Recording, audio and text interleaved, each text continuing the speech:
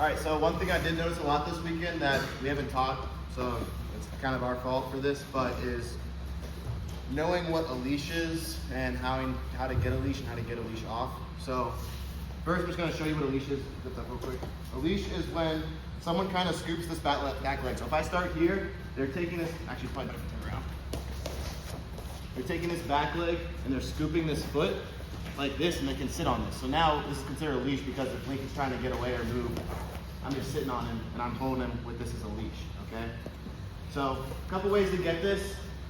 Personally, I like to drive forward, right? Because it's really hard, if their butt's on their heels, very hard to try and scoop a leash underneath this. So what I will really do is I bump under this arm, turn to the side here. That's good. Actually turn all the way underneath. All right, so I'll bump under this arm, kind of like we're doing a spiral ride, right? So we can kind of build off that spiral ride, under the arm on one hand, inside the thigh with this other hand, driving off my back foot until I get some space here, and their butt comes up, I'm driving my knee in their butt. This foot is gonna come in between the legs, and I'm gonna feel for that gap, right? So when his toes are like this, even if they're still kind of planted, I wanna feel for that little opening there and start to dig my heel in that area. So I'm gonna start digging that heel in, and I can scoop it under, get it tight, you want it almost to your knee, and then you can sit on it, okay? From here, there's a lot of things you can do. My favorite is to just get to the claw here. If I can get this claw and hold them tight and start, I can pull it towards me and kind of get you have a lot of control from this position, okay? From here, I've got one leg under control, and I have cross body control on top. I use the other hand to start breaking down in this direction, maybe pull across. A lot of the times what I end up doing is I build from this claw. If I can take a step and pull them this way, that's big as a good breakdown. And then back up. But what I really like to do is come from this down to the tricep here. If I can kind of start to pressure in and grab this and pull it across his body, I can drive in that direction. And to see what I do, I lift it on this leash at the same time. So what I'm doing here is I'm trying to take, like for instance, let's stay there, lay flat. If I just pull on him like this, he's on his back, right? So I'm lifting on this, I'm lifting on this leg, that turns him over. Good. So spiral riding, spiral ride, knee in the butt, step between his legs, scoop underneath those laces, tuck that tight, sit on that, all right? Notice that this foot should not be on my knee. I mean, maybe some instances you do, but for the most part, I'm staying on this so I have forward pressure. Also because depending on how he's defending, I need to be able to stick and move and stay athletic in this position. This hand on the elbow, coming up across into a claw. Claw is just when you come underneath the arm on your side of the hand, come across, grab the neck. This is a claw on the opposite side. It's a claw, all right? From there, I'm gonna start working into the body still. I can even keep the spiral ride still. I can still drive off this thigh and pull this leg back. Working it this way. I try to get to that elbow and pull it across the body. Hold that tight, okay guys? Another thing like I saw a lot this weekend is we weren't really, some of you guys were really aggressive, maybe too aggressive, and you got yelled at, and that's okay. We're working on that. But some of you guys were very non-aggressive, very slow and thinking, which is understandable because a lot of you guys are new. But we need to get in the habit of when we're doing something in a match, we're doing it aggressively with all of our strength. A match is not just like pitter patter. A match is full intensity, constantly moving for 6 minutes straight, and we gotta get used to that. So I'm taking this and I'm pulling it tight across the body, and I'm driving and lifting on this leg. All right, from there, there's not, I mean, what else? I mean, throw a half in here. It's really more of a breakdown, but there's things that open up from here. So like if he posts with this arm, I can throw this half. I can let go this arm for that though. I'm trying to use that to get a near side cradle. Yeah, I was gonna say, if I was thinking that too. So they're probably gonna be fighting to try and get this hip down, which is okay. I can start to walk this leg towards his head like this, keeping control of this arm. If I can take this free-handed snake between their legs and grab that wrist on the bottom, that's really big, okay? So if I can use that hand that I broke him down with on the tricep, start to walk this leg to his head, take my free hand, between the legs, grab the wrist. What this does is it allows me to take this hand off of the arm now, because now I've still got him trapped.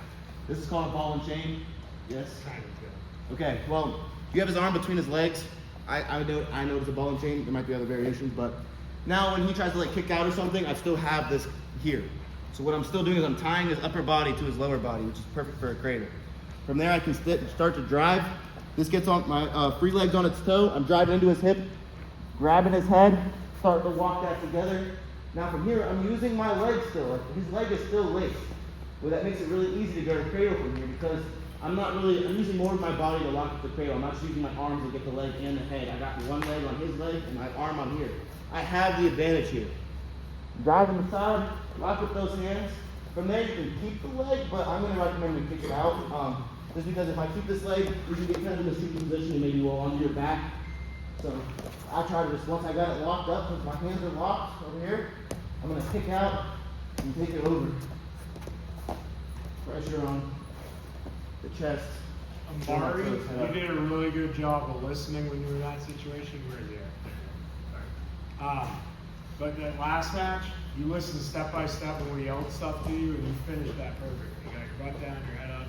All right, guys, Amari's only second year wrestling, and he missed the ball last year too. So he's picking it up quick.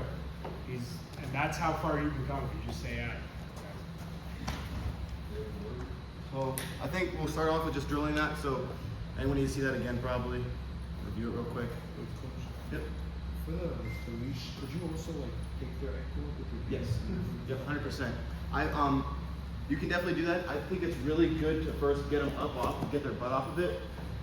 Because a lot of times it's hard to maintain control. So maybe if you are going to do that, I would get the claw first and then pick it up here and try to scoop. The problem is that when I try to lift and then go underneath it, my own hand is kind of in that area now. So I'm going to kind of lock my own hand in there in the process. You need to get your hand out. Unless when you're doing it, you pull it from behind your leg. So if you come in front of your leg, you're going to get stuck in there.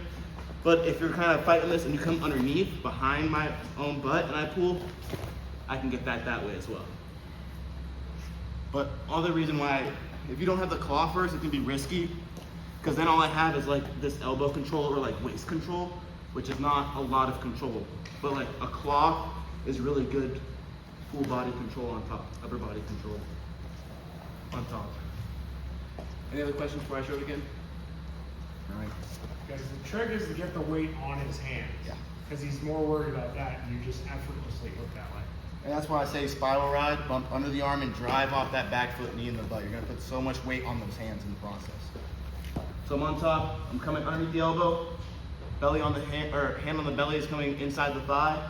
I'm kind of opening a door here, making this gap. I'm pushing and driving off this back foot. Put that knee in the butt. I'm taking my back heel, turn this way. Right. Taking this heel, trying to step in between his feet, dig my heel in that gap of his laces. All right, scoop that, and I'm coming to this claw. I'm gonna keep driving on this thigh, pulling this ankle this way with my leg, and driving into this direction on this front arm. So driving to the body across the front arm, pulling this back, driving this thigh over. All right, if I start to break down into his elbows or even flat, that's good.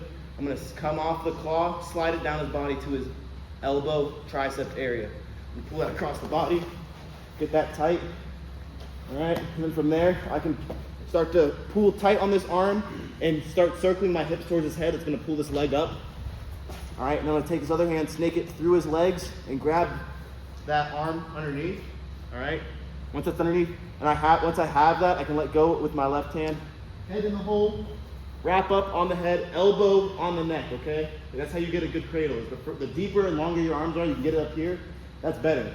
You have a lot more advantage. If I'm trying to pull it like this, he's got a lot more advantage on me than if I use real close to my body. I'm a lot stronger there. So I can get my elbow crease on the back of his neck, that's huge. Get that tight, head in the hole, drive. Once you feel you can lock those hands, let go of that bottom wrist, lock your hands up, step off the leg, drive them over. Weight on your toes, head up. Make sense, everyone? All right, 3, 2, 1.